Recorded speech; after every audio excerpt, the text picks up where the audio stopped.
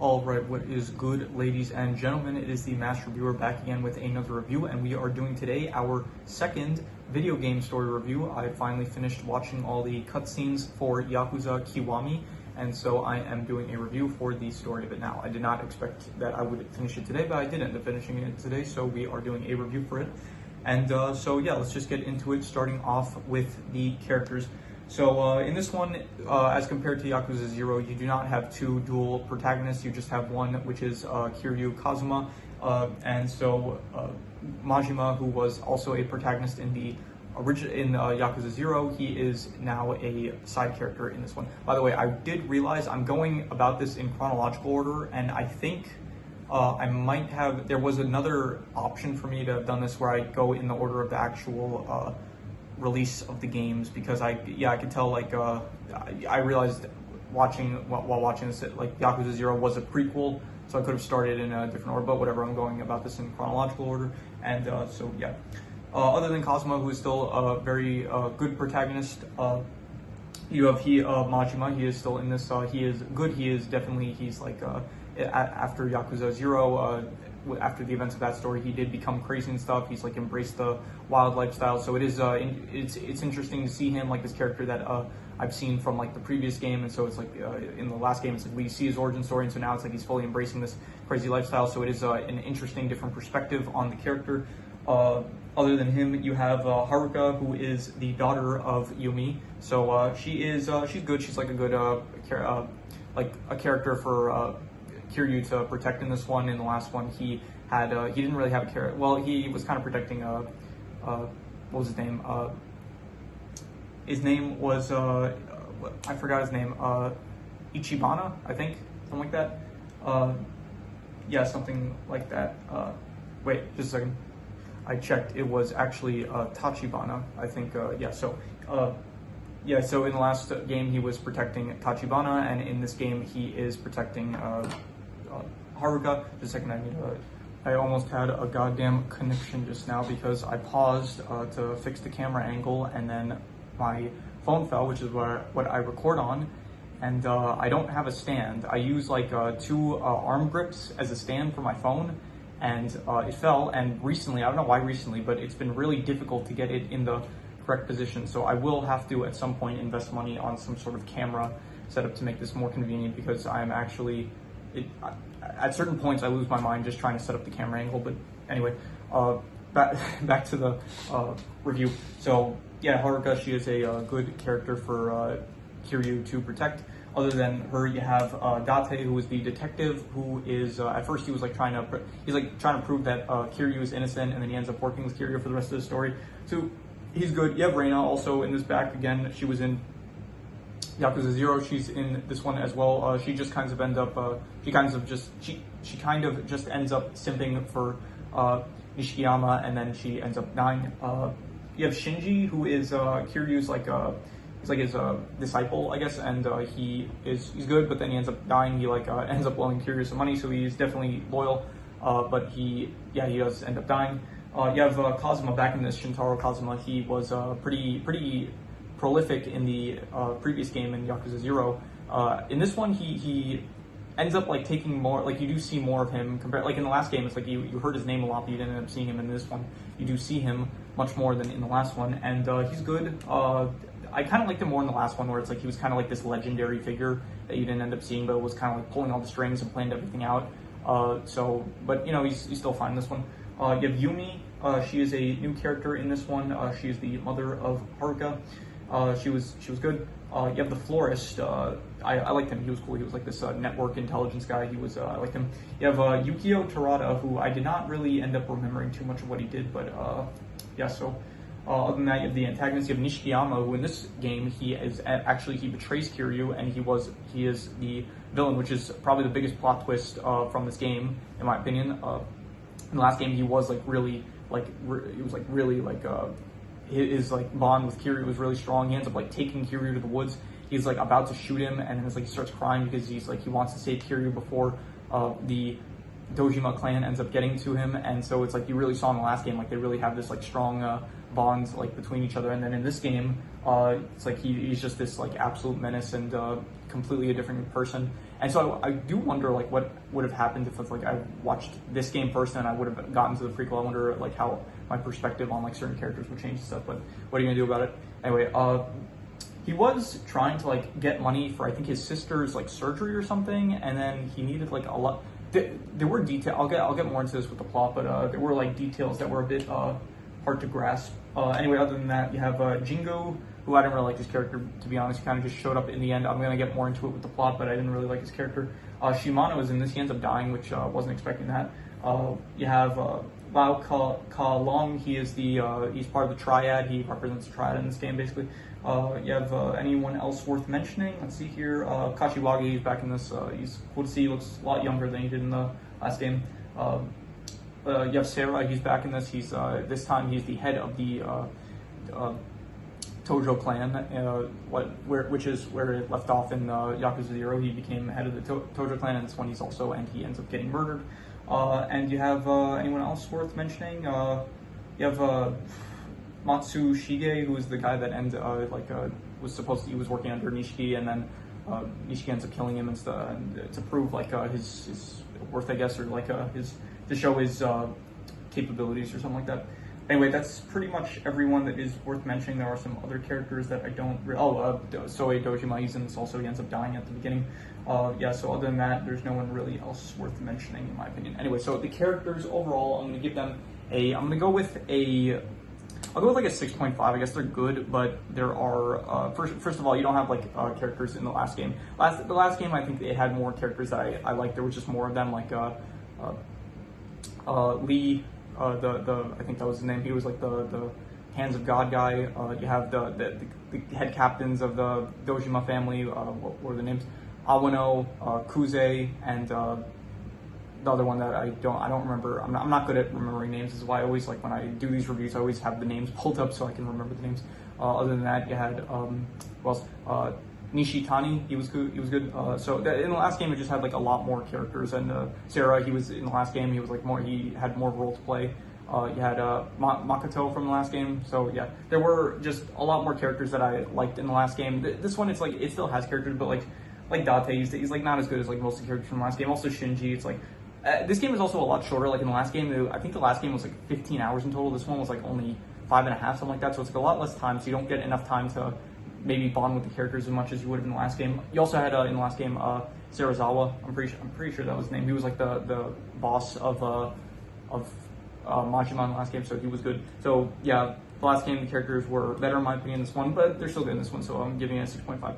In terms of the plot, I'm gonna give the plot I'm gonna go with a 6 out of 10. To be honest, I didn't really like this plot as much as the last one. I really like the last one, where it's like you have all these different factions, and then they're going after this one plot of land, which they need in order to like accomplish, like basically become like profit greatly if they get this one piece of land. Which I really like that MacGuffin story, where it's like everyone's going after this one land, and the only way to get that one piece of land is if they find Makoto. So I really hope I'm saying her name right, and I think I'm like 90% certain that was her name, Makoto. So if I am getting that wrong, then I am going to be very. Here, wait, actually, I could just check here. There is I just checked. There is it says here Yakuza. I'm using the wiki, and there is a link to. Yeah, her name is Makoto. There was a link to see the Yakuza 0 characters. So this is actually pretty useful. I just swap back and forth if I need to. Anyway, so yeah. So in the last game, it's like they had this MacGuffin style story, which I liked a lot. In this one, it's more so like it's like I don't know. It's it's like a mystery of like It's similar. It still has a mystery like in the last game, but you have like Nishiyama. He ends up like betraying Kiryu, so he like turns evil and stuff, and then you have like the whole thing with like the 10 billion yen, and then the 10 billion yen, I'm pretty sure it was, and Sarah's death, figuring out like who killed him and stuff. It's like there's so much more moving parts in this story, and like a lot more details where it's like it's a bit harder to remember. It's like it feels like there's a lot more in this one, but there's like a lot less time for the story. It's like only 5.5 hours. In the last one, it's like you had this main story, but they gave 15 hours. It's like so much time to get all the details and stuff. So also Oda, that's another good character from the last game that I just wanted to mention that I remembered.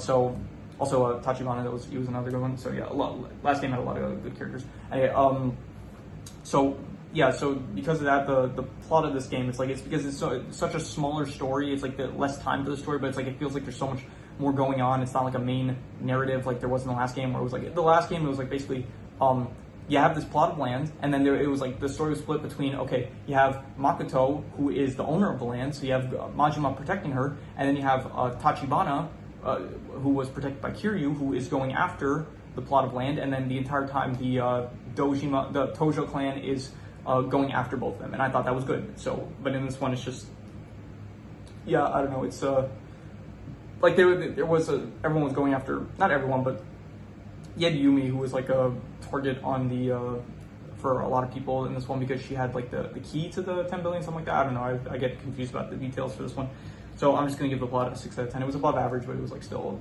not anything compared to the last one, I'd say. In terms of the setting, I will give the setting, I'd say like, I'm gonna also go a 6 out of 10. There was nothing like that was better than the last game, and just you saw a lot more of the world in the last game compared to this one. So this one, like, nothing really stands out. In the last one, you had like, well, you see like a prison a little bit for like for Kiryu. You see him in prison for a bit at the start, which is like the best new area, but they don't do enough with it, in my opinion. And yeah, the last game just had like the more locations, like the underground fighting ring. What else comes to mind? Nothing comes to mind when I try to think about it. But there was like more of Japan that you saw in like the last game. It felt like, because the story was longer, so you just saw more of it. It also takes place in like the 1980s, which I did think was like a more interesting decade to explore rather than now, which was I think it was the 1990s or it was the early 2000s, I'm not sure. So yeah, Japan in the 1980s is just more, it looked more interesting than Japan in like the 2000s, I guess. So anyway, setting, I'm just gonna give it a 6 out of 10. In terms of here, I didn't mention this for the last game, but I felt like I should have, and so I'm going to start including it in these video game story reviews. I'm going to review the art style / graphics, which, so that I'm going to give it, this is going to be pretty much the same one as the last one. I'm just going to give it I will give it here, I'll say it is an 8 out of 10. I'm going to give the graphics, I thought they were great. I thought that the graphics, it looks very nice in this game and the last one. It looked like the characters, they look very, very good, expressive. The art style, there isn't really an art style per se, it's more of just like for video games, it's hard to say. I'm calling it art style / graphics, but I'm mainly talking about the graphics. If I end up reviewing something that has more of a like an artistic style to it, then I'll review the art style for it. But in this one, I'm basically just reviewing the graphics, and it is an 8 out of 10. I really like the graphics. I thought they were great. Excuse me. Anyway, so yeah, in terms of the action, I'm just gonna give the action I guess also an 8 out of 10. It's great action, like it's good. Once again, it's a story, so you don't really see too much of the actual action itself. It's mainly just the cutscenes. However, it did show like small glimpses of the action before it cut to the end of the fight scenes. So yeah, the action 8 out of 10 I would give it. In terms of the crime aspects, I don't know. It didn't feel like there was as much. It was fine. It was decent. I'd say it was nothing compared to like the last one, I'd say, where it really felt like there was more, I don't know, like with Majima, for example, all the crime stuff that he went with in the last game, it felt more, felt better than this one. This one didn't really, like, Majima really carried a lot of the crime aspects in the last game, it felt like, and because he's just not a main character in this one, it's like you see less of the whole, like, crime stuff. Like, you don't see Serizawa anymore. I'm pretty sure that's the name, right? I hope I'm getting this right. No, okay, sorry, it wasn't Sarah. I don't know where I got the name Serizawa from, but Sagawa, his name was Sagawa. Also, Shibusawa was the name of the other head captain that I forgot to mention.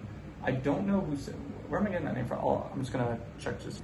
Yeah, okay, I don't know where I got the name Serizawa from. Anyway, moving on. So yeah, crime aspect, I'm just gonna give it a decent 5.5. In terms of the drama and the suspense, I'll give it a 6 out of 10. I guess it was like above average, but it wasn't anything compared to the last one. It was fine. It was like very, I don't know, mostly the stuff that focused on like Nishiki. I like the drama with that kind of stuff. It was like interesting to see Nishiki's like him, like his change in personality. I thought that was good. other than that, yeah, it didn't have as much like suspense as it felt like in the last one, where it's like you had everyone going after this one thing. In this one, it's like you don't have the entire Tojo clan going after. I don't think they were all going after Yumi, and if they were, then it didn't feel as suspenseful as it did in the last game. So because of that, yep. In terms of the mystery aspect, the mystery, I'll just say a 5 out of 10. I didn't really care for it that much. It wasn't good, but it wasn't bad. It like served the purpose fine for the story of like giving the characters, like getting the characters to like the. It sort of like the narrative was of the mystery was fine. It was like I wouldn't call it good. I wouldn't call it bad. I'm just gonna call it right in the middle. It was fine. Like it wasn't as good as the mystery in the last one, where it's like who owned the plot of land. That was like the big mystery in the last one. This one, the mystery was kind of just like I don't know what happened to Sarah, what happened to Yumi, and I guess Nishiki's devolvement into madness or whatever, or like evil, whatever you want to call it. So yeah, I'm just gonna give it a 5 out of 10. Finally, not finally, but the second last thing, the worst thing, in my opinion, the worst thing was just that the last game was just so good. The Yakuza 0, it was like I liked it a lot, and similar to, I forgot what I said. I gave this criticism for something I previously reviewed that I can't remember at the moment, but something in the last few things that. Yeah, I think it was for Ballerina. I think for Ballerina, I said that I went into it with like very high expectations, like comparing it to like the John Wick movies, and so because it didn't end up getting to like where I was hoping it would be based on the previous films. That was a disappointment for me, and that was the worst thing about it. So I'm saying similar to that, like the worst thing for me was just that Yakuza 0 was so great. I think I ended up giving it like an 8.5. I thought it was like amazing or something like that. So because this one just didn't end up living up to the same my same level of enjoyment, just that was the most disappointing thing, and that is I'd say like it was, that was like a I don't know, I'll give that my disappointment for it amounted to a I'll call it like a 5 out of 10. Like I'm not gonna say I was probably more disappointed for like Ballerina, but I don't know, but yeah, it wasn't as good as I was hoping it would be. So because of that, I'm just gonna give that whole aspect a 5 out of 10. The best thing, I would say, the best thing of this was probably nothing comes to mind when I think of like the best thing, so I'm just gonna reuse the high score, which would be both the art / graphics and the action both got an 8 out of 10. And so I'm just gonna go with the graphics. I thought like it still looks like very nice. It is still a very nice story to watch, to see. Like there's never a scene that really looks bad. So because of that, I'll just say I'll reuse that 8 out of 10. And so yeah, I am going to do the calculations. So King Crimson. All right, so it ends up coming out to about a 6.5 out of 10, which would be good. And I'm thinking about it, I'd be a bit harsher about it. I would probably give it like a 6 out of 10. I'd say it's like above average, but not really any. I would say it's still probably better than like a 5.5. It is better than decent. I think I'd give it a comfortable 6 out of 10. I would say if I'm really being like harsh, I would say like between a 5.5 to a 6. But I'm going to be generous and give it a 6 out of 10. I'm going to say it was, I think it was above average. I would say it was definitely not terrible, but just ultimately it does not live up to the previous game, which was Yakuza 0. And so because of that, I'm just going to give it a 6 out of 10.